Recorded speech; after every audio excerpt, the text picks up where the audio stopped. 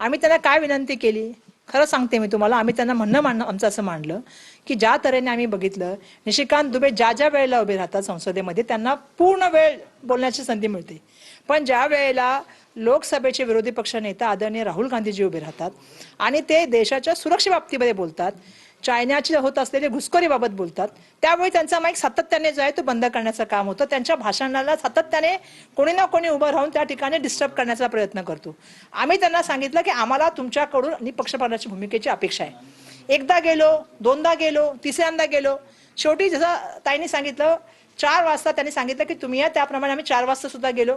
आम्हाला अपेक्षा होती की ते काहीतरी भूमिका सांगतील, परंतु त्यांच्या माध्यमातून कुठल्याही तऱ्हेची भूमिका त्या ठिकाणी आली नाही.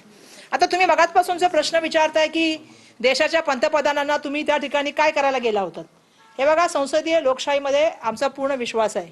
पहिली गोष्ट तर एक मला या ठिकाणी सांगायची की माझ्या आयुष्याचे अर्ध आयुष्य हे संसदीय लोकशाहीमध्येच माझं गेलेलं आहे आणि भारतरत्न डॉक्टर बाबासाहेब आंबेडकरांची अनुयायी म्हणून मी सांगते, आम्ही देशाच्या संविधानामध्ये संसदेमध्ये पूर्ण विश्वास ठेवतो, त्याचा पूर्ण आदर ठेवतो. काँग्रेस पक्षाची अनुयायी म्हणून मी सांगू शकते तुम्हाला की काँग्रेस पक्षामध्ये मी काम करते आणि काँग्रेस पक्षाने आम्हाला काय शिकवलं तर महात्मा गांधीजींनी आम्हाला अहिंसा आणि सत्य शिकवलेले आहे, शांतता शिकवलेली आहे. आम्ही त्या ठिकाणी गेलो होतो. कशाला गेलो होतो? आम्ही फक्त एक बॅनर घेऊन गेलो होतो. आता तुम्ही म्हणाल बांगड्या घालून का गेलात, तर आता बांगड्या काढू शकत नव्हतं, आम्हाला माहित नव्हतं की आमच्या बांगड्यांचा पण एवढा विषय पुढे होऊन जाईल. आम्ही आपला बॅनर घेऊन त्या ठिकाणी उभं होतो. आमचं म्हणणं हेच आहे की ज्या वेळेला आम्ही ते बॅनर घेऊन उभं होतो, मग घाबरण्याचा प्रश्न काय?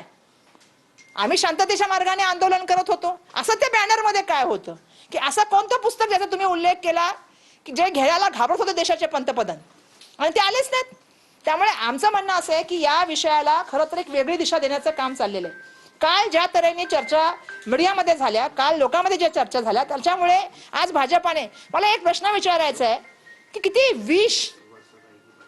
विष असावं, म्हणजे निशिकांत दुबेला पंतप्रधानांचा सपोर्ट होता का? त्यांच्या वक्तव्याला जे आहे ते अमित शहांचा सपोर्ट होता का? अध्यक्षांचा समर्थन होतं का त्यांच्या वक्तव्याला? ज्या तऱ्हेने तुम्ही महिलांच्या बद्दल कोणाबद्दल बोलताय? पंडित जवाहरलाल नेहरूंजी बद्दल बोलताय, इंदिराजींच्या बद्दल बोलताय. आपल्या सगळ्यांना माहिती आहे पोलाद दिसले म्हणून त्यांचा सगळ्यांनी देशाने जगाने नेतृत्व स्वीकारणं, तुम्ही त्यांच्याबद्दल बोलताय. सोनियाजी गांधींबद्दल अश्लील बोलताय. समर्थन आहे का पंतप्रधानांचं निशिकांत दुबेला? किती विष त्याच्या मनात आहे आणि किती खोटं बोलायचं. भाजपाने किती नरेटिव्ह खोटे तयार करायची, ह्याला पण काहीतरी सीमा ठेवा. आम्ही महिला खासदार गेलो आणि काय केलं? आम्ही फक्त बॅनर घेतलं. का बॅनरला तुम्ही घाबरलात? का बॅनरला तुम्ही घाबरलात का? अरे बाबा, माझ्या आयुष्याची संसदीय लोकशाहीमध्ये मी सांगितलं माझं अर्ध आयुष्य गेलं. मी बाबासाहेबांची अनुयायी आहे, मी काँग्रेस पक्षाची कार्यकर्ते आहे, तथागत गौतम बुद्धांची अनुयायी आहे.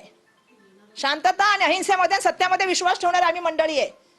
संसदीय लोकशाहीमध्ये काम करत असताना कसं काम गेलं पाहिजे याची आम्हाला परंपरा माहिती आहे. पण बॅनर घेऊन उभं राहिल्यानंतर काय असं आम्ही केलं? काय बॅनरला घाबरले असं की कोणत्या रिपोर्टला घाबरली? त्यांना वाटलं की आता नवीन तो कुठला अमेरिकेचा रिपोर्ट आलाय, एप्सम फाईल ला घाबरले का? ते पुस्तक राहुलजी देणार आहे त्याला घाबरले? राहुलजी पुस्तक देणार होते म्हणून आले नाही.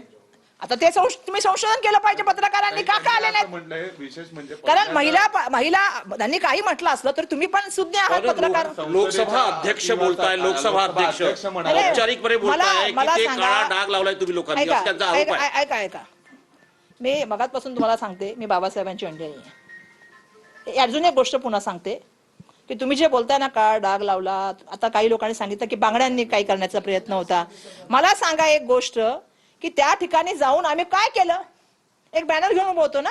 त्यांच्या कार्यालयाबद्दल बोलतात ते, लोकसभा अध्यक्षाच्या कार्यालयाबद्दल ते म्हणतात की कार्यालयात लोकसभा अध्यक्षांनी पण पहिल्यांदा मला सांगा जर आम्हाला संसदीय लोकशाहीमध्ये जर न्याय मागायचा असेल तर कोणाकडे न्याय मागावा? कोणाकडे न्याय मागितला पाहिजे? कस्टोडियन कोण आहे?